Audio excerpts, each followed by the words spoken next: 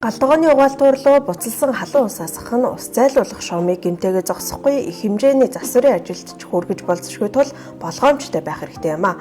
Учир нь өвлийн улиралд ус зайлуулах хоолой хүйтэнд хүрсэн байдаг учраас хагарч болзошгүй байдаг байна. Сан техникийн мэргэжилтнүүд галдгооны ус зайлуулах хоолойд ихэвчлэн ашигладаг PVC хоолой нь ердөө 7 градус Цельс дулаанд тэсвэртэй байдаг гэдгийг анхааруулж байна. 100 градус Цельс орчимд буцалж буй усыг шууд асгах нь хоолой материал мөрөж, суларч, тэрч байтугай холбоосыг холбогч наалтан баха бодис болон эрзэнэн битүүмжлэлийг гэмтээж ус гоожих эрсдлийг нэмэгдүүлдэг аж. Зарим хэрэглэгчид өөх тосыг халуун усаар усгах нь хоолойг илүү цэвэр болгоно гэж үздэгч энэ нь буруу ойлголт юм. Халуун ус нь өөх тосыг түр зуур шингэрүүлдэг боловч хоолой дотор хүрмэгц том бөөгнөрөл болж хатуурдаг.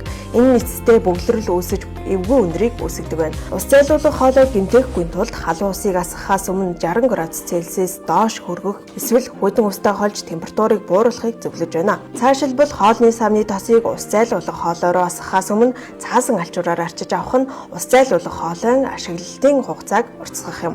Бага зэргийн бөглөрлийг ус зайлуулах хоолойд гэмтэл учруулахгүйгээр арилгахын тулд хүйсний сод болон аяг тавг угаагч бодисыг бүлээн усаар найруулж ус зайлуулах хоолой руугаа хийж хэсэг хугацааны дараа цоргоны усаар зална.